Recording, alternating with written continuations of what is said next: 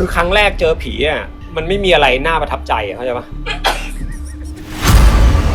คือเราเคยไปอยู่วัดที่จังหวัด101วัดเนี้ยเขารักษาคนโดนของเป็นวัดป่านะสำนักสงฆ์อ่ะเราไปนอนกับยายคนนึง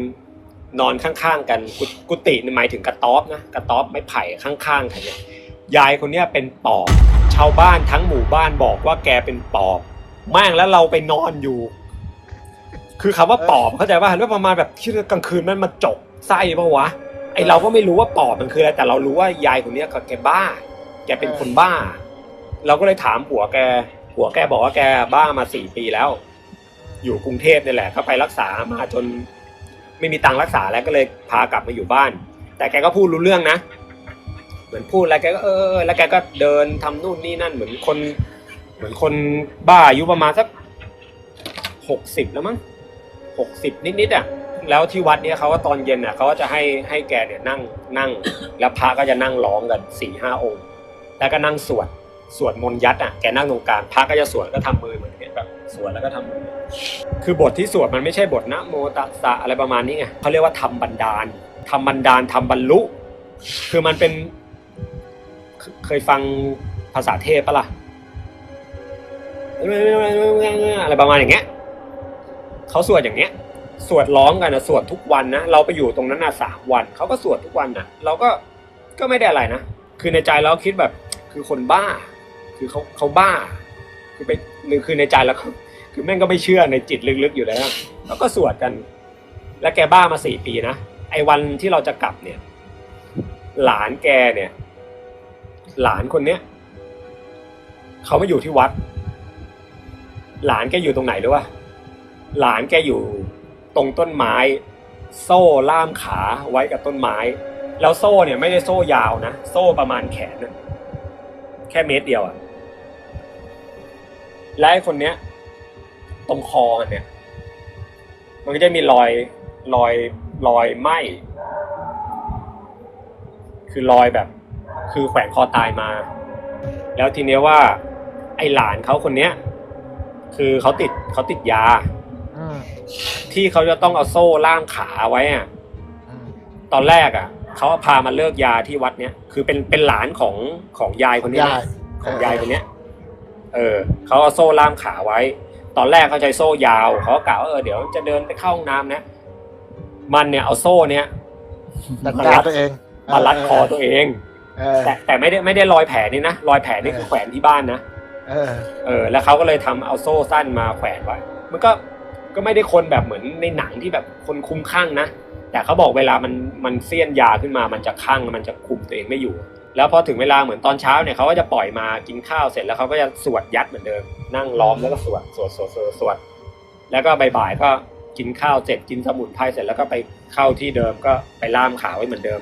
เย็นๆก็ออกมาอยู่อย่างนั้นอ่ะแล้วเราก็ไปคุยกับผัวเขาเนี่ยผัวยายคนเนี้ยเขาก็เล่าให้ฟังว่าพี่สาวของยายคนเนี้ยชื่อสีแล้วกันสมมตินะยายสีคนโจรที่เป็นบ้าเนี่ยเพิ่งแขวนคอแต่คนเนี้ยไม่รอดพี่สาวเขานะ2 คนละและยายคนเนี้ยบ้าแล้วเราก็คุยกับผัวก็เลยเล่าให้ฟังว่าผัวเขาก็เหมือนแบบก็บ่นว่าถ้าแบบแฟนเขาหายเนี่ยเขาจะบวชตลอดชีวิตอ่ะเราก็ไม่ได้คิดอะไรเราก็เลยไปนั่งคุยกับหลวงพ่อก็ไปนั่งคุยกับเขาก็เลยบอกว่าบ้านเนี้ยมันเป็นปอบเขาบอกว่ามันเป็นปอบเชื้อปอบเชื้อคือคำว่าปอบเชื้อนี่หมายถึงปอบที่เป็นตระกูลน่ะรับที่มันสืบเชื้อสายกันมาเป็นปอบไอเราก็แบบก็ตื่นเต้นว่าแบบอ้าวมันมีนี้ด้วยเขาบอกปอบมันมีกี่ประเภทนะครับก็ถามเขาก็บอกว่ามันมีปอบเชื้อกับปอบวิชาเขาบอกแล้วปอบวิชามันเป็นยังไงปอบวิชาก็เหมือนพวกไปเรียนวิชามาแล้วเขาให้ถือของเนี่ยแล้วมันถือไม่ได้พอถือไม่ได้แหละของที่มันถือเนี่ยมันเข้าตัวมันก็จะกลายเป็นปอบแล้วทีนี้ว่าไอ้บ้านเนี้ยเขาก็เลยเอาของประจำตระกูลเขาเนี่ยมาให้หลวงปู่ก่อนหน้านี้นะแล้วหลวงปู่วันนั้นที่เราคุยกับหลวงปู่เนี่ยหลวงปู่เขาก็เลยเอาของเนี่ยมาให้เราดูเขาบอกเนี่ยมันเป็นของสืบทอดมาจากตระกูลเนี่ยเอามาให้ดูบอกเขาเอามาให้โยมช่วยดูหน่อยดิมันเป็นอะไรเขาบอกมันเป็นกำไร เป็นกำไรแบบกำไรเหล็กโบราณอ่ะเหล็กแบบเขียวๆโบราณห่อมาอย่างดีเลยเราก็แกะดูบอกว่าปู่นี่มันไม่ใช่กำไรนะครับเนี่ยเขาบอกเอาแล้วมันอะไรนี่มันตวน ตัวรวนเหรอ คือกำไรอ่ะมันจะไม่ใหญ่ไง เออ คือไอ้ถ้ามันเป็นเหล็กงอๆใหญ่ๆอ่ะเราดูทรงแล้วมันไม่ใช่กำไรมันเป็นตวนอ่ะมันเป็นตวนนักโทษอ่ะแล้วบอกไม่ใช่มันเป็นตวนนะครับเนี่ยเขาบอกเนี่ยหลวงปู่ก็ว่ามันไม่น่าจะใช่กำไรมันใหญ่อะไรประมาณเนี้ยอันเนี้ยคือของสืบทอดของตระกูลเนี้ยแล้วทีเนี้ยเขาก็เลยบอกว่าวิญญาณบรรพบุรุษของตระกูลเนี้ยพอมาถึงรุ่นของยายเนี้ยพี่น้องญาติพี่น้องยายเนี่ยคือไม่รับไง อืม คือไม่รับต่ออ่ะรับนี่หมายถึงว่าไม่ได้รับความเป็นปอบนะรับนี่หมายถึงว่าสมมุติว่าครอบครัวเนี้ยเข้าพรรษาเนี่ยจะต้องจัดพิธีไม่ได้พิธีใหญ่โตนะจะต้องไหว้จะต้องไปรำอะไรประมาณเนี้ย อืม และไอ้บ้านเนี้ยเขาละเลยตั้งแต่รุ่นแม่เขาเนี่ยพอมาถึงรุ่นเนี้ยเขาไม่รู้เรื่องเลย อืม แล้วพวกปอบเชื้อเนี่ยบางทีมันไม่เวลามันจะทำไม่ดีเนี่ยมันก็จะไม่เล่นรุ่นลูกนะบางทีมันกระโดดไปรุ่นหลานนะ อืม แล้วของพวกเนี้ยคือเมื่อก่อนไม่เชื่อก็แบบเละเทะเลอะเทอะนะแต่พอเราเข้าไปอยู่ตรงเนี้ยเราก็แบบก็คือฟังหูไว้หูก็ไม่ได้คิดอะไรเขาก็บอกแล้วเขาก็รักษาอยู่นะเราก็แบบคือมันคือไอเราว่ากรุงเทพใช่ป่ะเราก็แบบเป็นรักษาหรือยายศรีเนี่ยแกก็ผ่านมาทั้งสมเด็จเจ้าพระยาแล้วก็โรงพยาบาลอะไรนะสารแดงอะไรนะ ศรีธัญญา ศรีธัญญาก็ไปอยู่มาก็ไม่หายไง อืม นั่นแหละแล้วเราก็ไม่คิดอะไรเราก็กลับกรุงเทพใช่ป่ะก็ผ่านมาประมาณสัก2 อาทิตย์มั้งแล้วเราก็ไปกับอาจารย์เราก็กลับไปที่วัดนี้อีกทีหนึ่งเหมือนเขาแบบจัดงานบวชอ่ะเราก็ไปเราก็ไม่ได้คิดอะไรเอาไปมาทำไมผัวของยายเนี่ย อืม ผัวของยายนี่ก็บวชคือเขาบวชกันหลายคนเนี่ย อืม เราก็ทำไมบวชอ่ะเราก็เลยไปถามชาวบ้านเนี่ยเขาก็บอกยายศรีเขาหายเราเฮ้ย เฮ้ย ยายศรีหายบ้าเหรอ บอกยายศรีหายเราก็แบบเฮ้ยหายเลยเขาบอกหายคุยรู้เรื่องเลยเนี่ยไปคุยนั่งอยู่แล้วแกก็นั่งมือแต่มือแกจะสั่นๆนะสั่นๆเหมือนแบบอย่างเงี้ยเราก็บอกยายหายแล้วบอกหายแล้วไม่เป็นแล้วหาย เป็นบ้ามา4 ปีมารักษาอยู่วัดเนี้ย2 อาทิตย์หาย เดี๋ยวพ่อลงไปเดี๋ยวพ่อ 2 อาทิตย์เหรอ 2 อาทิตย์แล้วหลานเขาที่ล่ามขาบวช อืม แสดงว่าหายถามว่าเนี่ยเจอผีครั้งแรกเลยเราก็แบบคือมันก็เป็นเรื่องที่ตื่นเต้นใช่ไหมแล้วเราก็เลยไปถามเขาก็เลยบอกเขาก็บอกถ้าอยากได้วิชาก็มารับขันมาอะไรกับเขาแล้วเราก็ไปรับขันกับเขานี่แหละ พี่ไปรับขันกับคนเคยเป็นปอบเนี่ยนะ ไม่ใช่ รับขันกับพระ อ๋อตกใจ พระที่เขารักษาคนเนี้ย อืม นั่นแหละเราก็รับขันกันและที่หนักกว่านั้นมีเรื่องน่าตื่นเต้นมาก อืม เราก็ไปหาหลวงปู่เนี่ย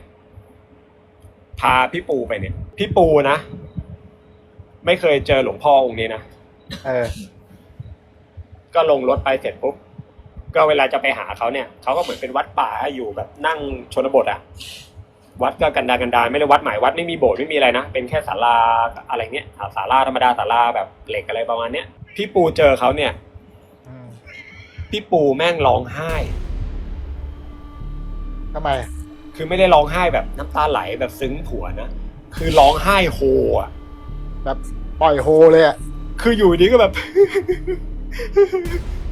แล้วเราแม่งไปแบบเราก็นึกได้ใจแล้วไงคืออยู่กันมานานไม่รู้ว่าแฟนตัวเองผีเข้าอ่ะ เฮ้ย คือไอ้ตอนนั้นเราก็แบบแล้วอยู่ดีทำไมมันร้องไห้ มันก็มากับเราดีๆไม่มีอะไรคือไม่ได้แบบ ไม่ได้มีอะไรเกิดขึ้นอ่ะและก็เคยเจอหลวงปู่ครั้งแรกยังไม่ได้คุยอะไรกันเลยแค่จะเข้าไปกราบเขาเนี่ยระหว่างที่มันกำลังเขาแบบชาวบ้านก็จัดขันแบบขัน5แบบธูปเทียนแพดอกไม้อะไรเงี้ยยังไม่ทันไหว้เขาเลยร้องไห้แล้วหลวงปู่ก็บอกมานั่งหันหลังไปเขาให้พี่ปูหันหลังแล้วแกก็กระทืบหลังเหรอใช่ใช้กระตีนเลยแกก็ท่องมนต์แล้วแกก็กระทืบแบบโทษนะกระทืบแบบ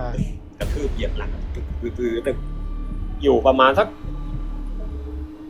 ไม่ถึง2 นาทีอ่ะก็ดีขึ้นคือแฟนเราเนี่ย อยู่กับเรามาแต่ไหนแต่ไร อืม คือถ้าเราร้องไห้เนี่ยไม่แปลกเพราะเราแบบเหมือนเข้าทางนั้นใช่ป่ะ เออ แต่แฟนเนี่ยมันแปลกเพราะอยู่ดีคือมึงร้องไห้โฮออกมา เออ ถามว่ากลัวเขาไหมไม่ได้กลัวนะแต่ร้องไห้อ่ะเราก็เลยถามว่าทำไมเขาร้องไห้หลวงปู่เขาบอกว่า คือเขามีดวงจิต แฝง ดวงจิตวิญญาณเนี่ยแฝงมาด้วย อืม คือดวงจิตวิญญาณเนี่ยคือแฝงมากับแฟน อืม ไอคนที่เขาร้องเนี่ยคือดวงจิตเนี่ยเขากลัว มันก็เลยทำให้แฟนเราเนี่ยร้อง อันนี้เราอาจจะมโนให้แฟนเราแบบเฮ้ยร้องแบบ จะถามว่าร้องเขาเรียกอะไรนะจะให้ตัวเองเด่นมันก็ไม่ใช่เพราะว่ามันไม่ได้วัดมีคนเยอะแยะมากมาย อันนี้ก็คือครั้งที่สองเราก็หลวงพ่อแกเจ๋งจริงเราก็เลยเหมือนแบบเอาไปกราบขอความรู้ขอวิชาความรู้เข้ามา อันนี้ก็อีกหนึ่งแล้วก็มีอีกหนึ่งเรื่อง คือเรื่องเนี้ยเกิดกับตัวเอง แล้วคือเรื่องจริงที่พิสูจน์ได้ด้วยวิทยาศาสตร์ 100%แต่เป็นเรื่องผี